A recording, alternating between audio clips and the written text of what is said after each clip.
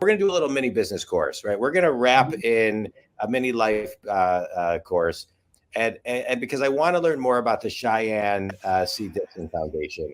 And before we get into the course, I want to know kind of the foundation. I know a little bit of it, but from you, the foundation of, how and why it started and what the, and how it is of service now to people. Mm-hmm. Got it. I guess I'll start with how it started, kind of just take it from there and how it's a service.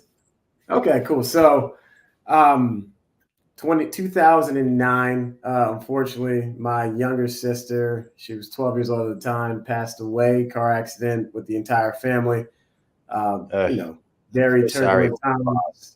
Yeah, it was a lot going on at that moment in time. I was actually about to be a senior in high school, had a really good year playing sports, being in a new school. And then, that was kind of it was basically the worst time of my life when it came down to it.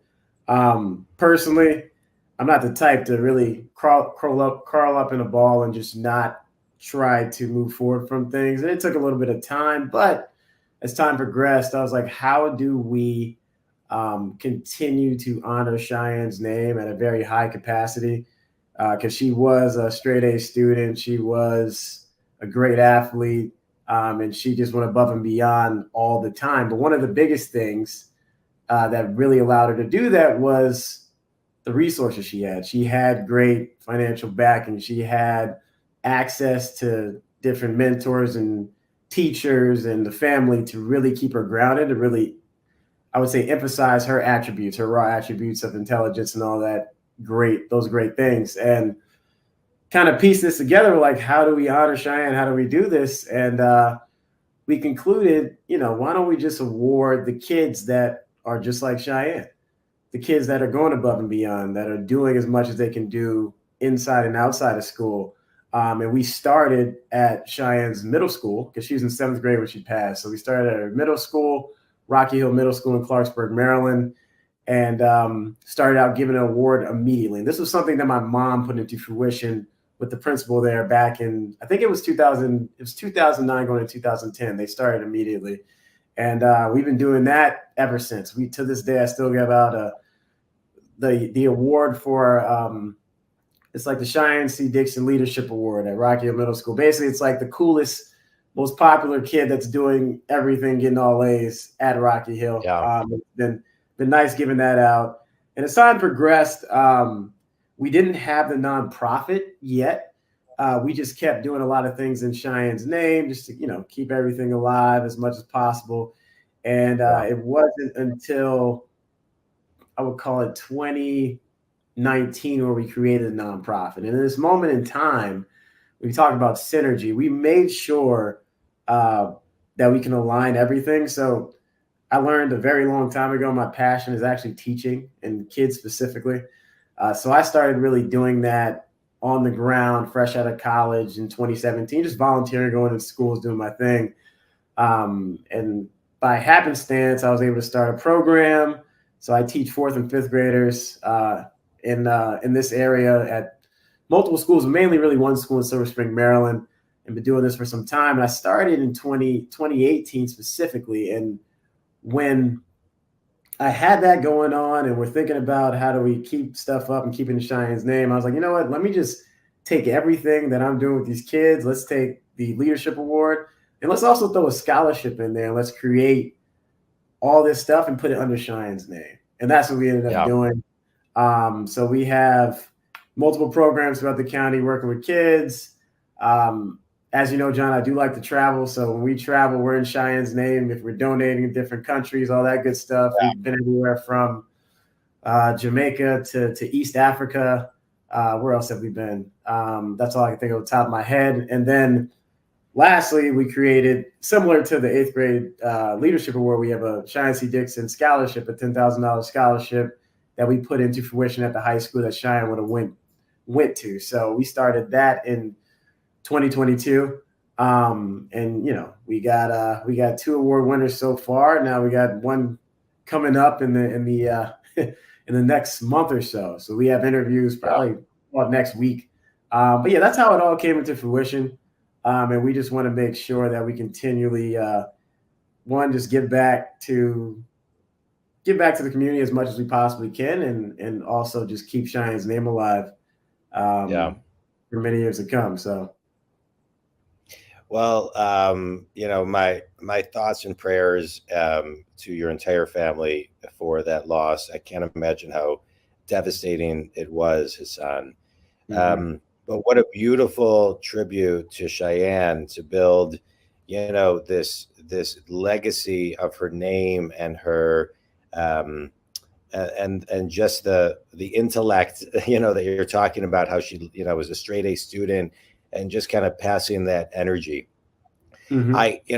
It's every parent's nightmare and every sibling's nightmare, right? What you've walked through, and what your whole family has walked through. But what a beautiful, path that you have built out of tragedy. And my question is,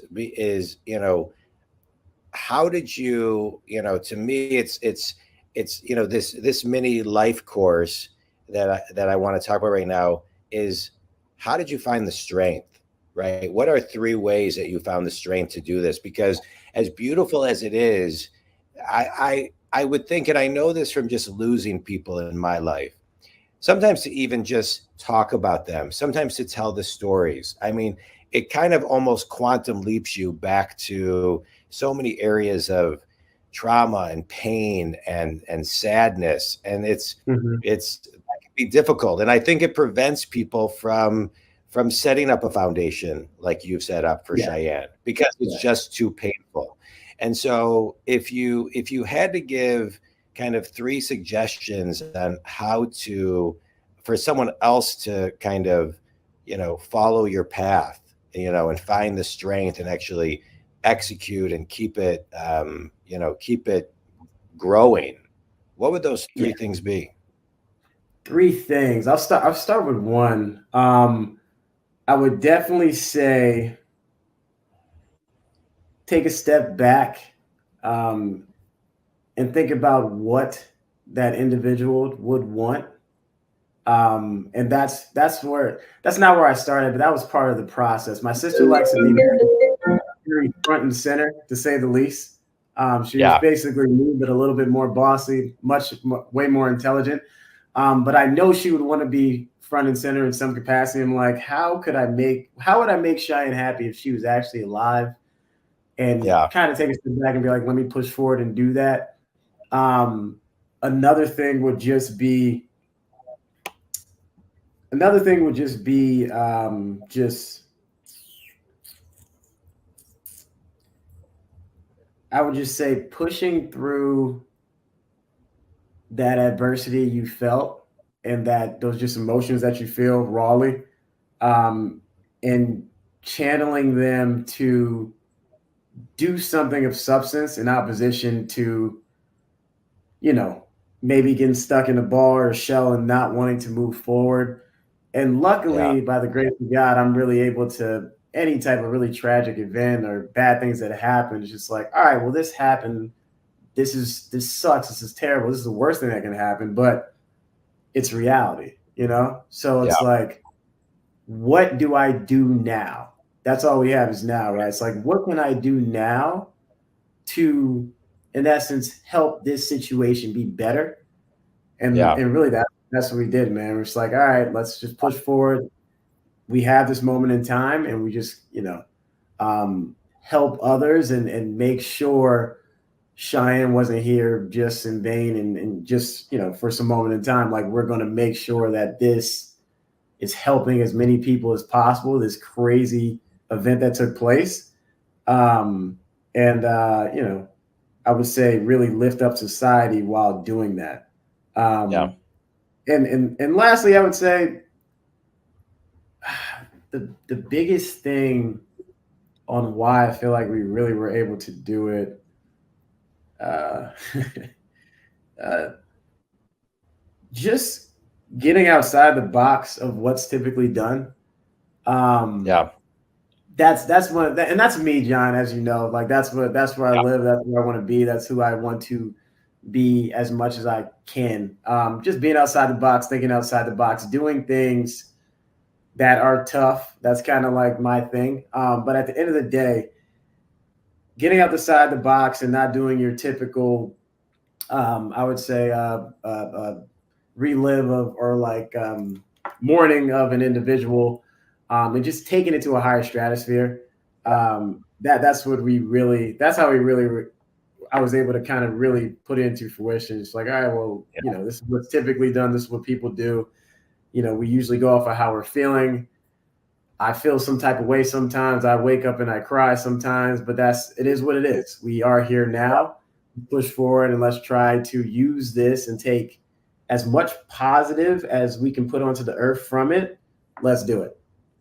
Yeah. So I hope I answered the question for 3 off the top of my head. You did. You answered it beautifully. I as I'm listening to you talk, it's like, you're doing such soul work, right? You're helping so many souls. You're honoring Cheyenne's soul, and from a personal level, what I'm hearing you say, which I do my best to do this too, is get back to center as fast as you can, so you can live in that servant leadership space, right? It's that, like you said, helping others. And I think if you can get into that heart space, then sometimes it's easier. And you're right. And I'm glad you talked about it. Sometimes you cry. I find myself like, I cry the most, I would say, in my car. I think because I'm like driving somewhere, I'm by myself, and it's like, you just think on a different level. Sometimes it's like a different meditative place when things, for me, just like where I'm reprocessing certain things. Yeah. And so no, I appreciate all that, and what a beautiful foundation that you have set up to honor Cheyenne. The website is CheyenneCDixonFoundation.org.